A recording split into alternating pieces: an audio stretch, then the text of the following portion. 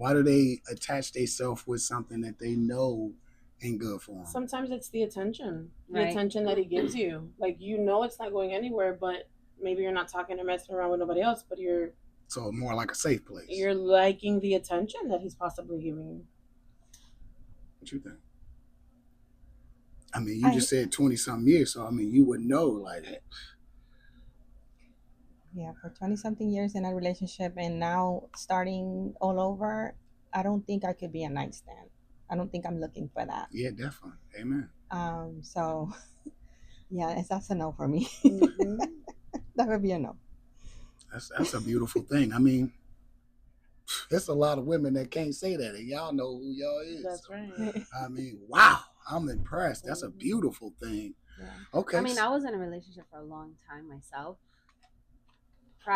So I was in a 17-year relationship, and then, things happen, normal, ended that, and then about like, I don't know, like 3 years after, I actually met someone, and then I was with that person for about 3 years, and then I've only had really like three boyfriends in my life, to be honest with that's you. not bad. That's Yeah, not bad. like my first love when I was like 13 to 15, and then Well, that's not a boyfriend. We talking right, about grown. exactly. So two.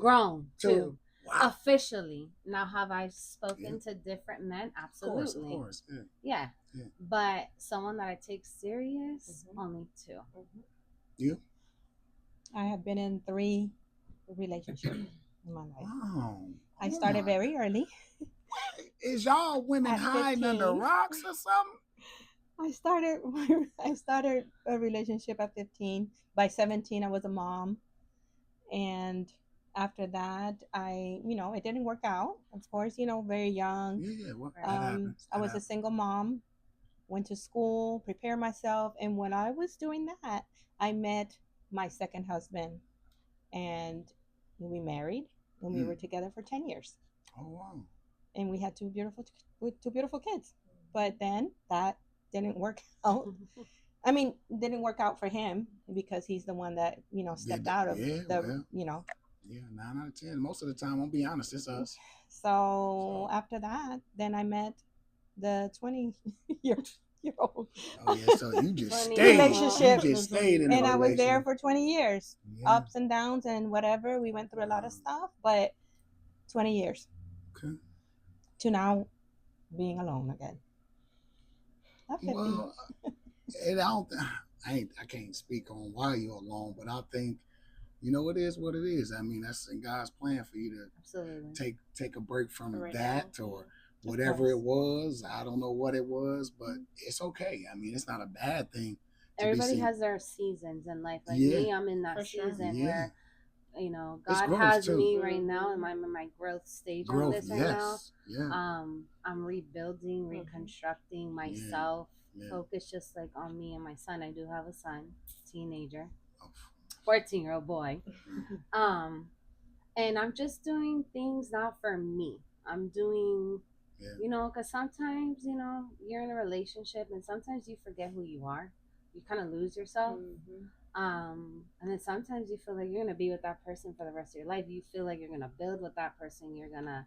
And then it just falls and crumbles apart. I want to ask a question with the question, though. What do you mean lose yourself? I'm going to be honest. I mean, I've just only been in love one time. So how do you lose yourself? As in, you're only focused really and pouring into that person, and you're not even pouring into yourself. And you possibly forget about things maybe you've wanted to do, or certain dreams you've put on pause, or certain things you've wanted to do because it's all about the other person. Right. Okay, I get it. And you try to fight for that and stay. Yeah.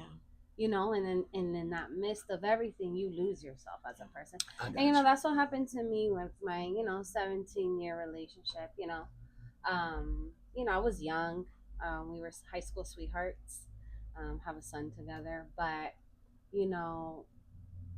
it's either you grow together, you grow apart. Yeah. There's no in between. It is or it ain't. Yeah. You grow together, you grow apart.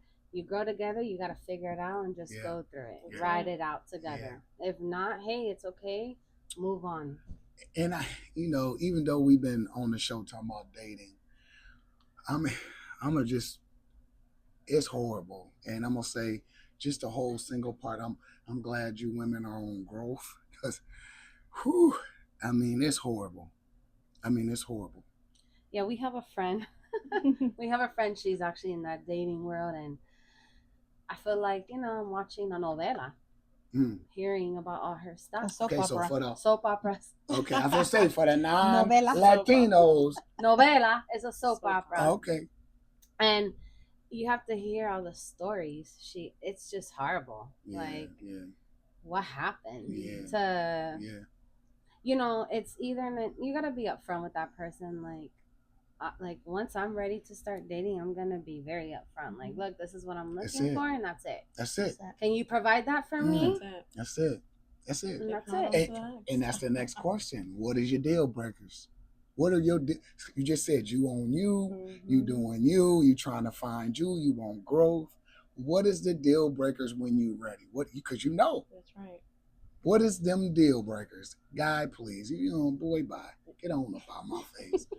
Yeah, you can I need someone I need to build with. Like, I don't need a little boy. Did all that. I have a son.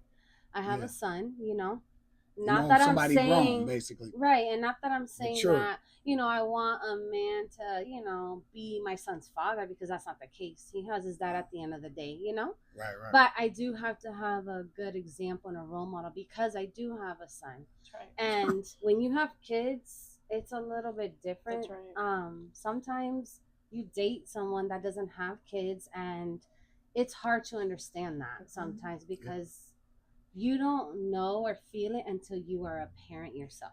Oh, totally. I get it. So there's certain things that, if you have a child and you're dating someone that doesn't have a child, they might not understand certain things that you're going through with your child. And I feel like sometimes that can create a lot of I was a single father. drama in a relationship. Oh, totally. And certain disconnect. Because the other person doesn't understand. Right. It can create that. Right. So understanding I'm a parent, I'm trying to be a part mom of this. first. Yeah, I'm a because mom my first. son needs me because he's underage. And you're not his father, so right, I got to handle my business regardless. Right, and you have to respect that. You got to respect that. That I'm a mother before I'm a woman, Yeah.